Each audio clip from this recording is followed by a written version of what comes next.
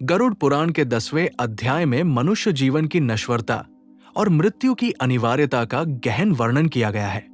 भगवान विष्णु गरुड़ जी को बताते हैं कि जो व्यक्ति जीवन में मृत्यु को भूलकर केवल भोग और संग्रह में लगा रहता है, वो सत्य से दूर हो जाता है। मनुष्य शरीर क्षण भंगुर है, परंतु आत्मा अमर है। यही ज्ञान जीवन को सही दिशा देता है।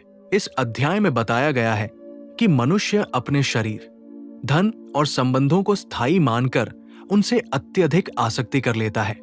मृत्यु के समय वही शरीर, परिवार और संपत्ति पीछे छूट जाते हैं जिनके लिए उसने धर्म का त्याग किया होता है। उस समय आत्मा अकेली होती है और उसके साथ केवल उसके कर्म ही चलते हैं। यही कर्म आत्मा के सुख या दुख का कारण बनते हैं। भगवान विष्णु ये स्पष्ट करते हैं कि जो व्यक्ति जीवन में सत्य, दया और संयम को अपनाता है, वो मृत्यु से भयभीत नहीं होता। उसे ये ज्ञान होता है कि मृत्यु अंत नहीं, बल्कि आत्मा की यात्रा का एक चरण है। इसके विपरीत अधर्म और पाप में लिप्त व्यक्ति मृत्यु के विचार मात्र से भयभीत रहता है, क्योंकि उसका अंतर्मन जानता है कि उसे अपने कर्मों का फल भोगना पड़ेगा।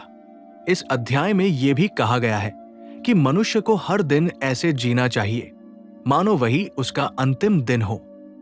इसका अर्थ ये नहीं कि वो निराश हो जाए, बल्कि ये कि वह प्रत्येक क्षण को धर्म और सद्कर्मों से भर दे।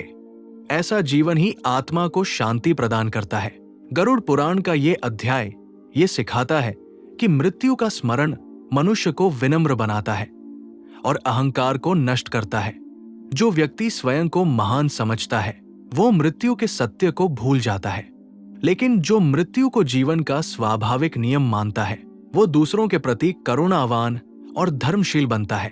10वां अध्याय मनुष्य को ये बोध कराता है कि जीवन का वास्तविक मूल्य भौतिक उपलब्धियों में नहीं, बल्कि आत्मिक शुद्धता में है। यदि मनुष्य अपने कर्मों को सुधार ले, तो मृत्यु उसके लिए भय नहीं, बल्कि शांति का द्वार बन जाती है। इस प्रकार ये अध्याय जीवन को सही दृष्टि से देखने और धर्ममय आचरण अपनाने की प्रेरणा देता है।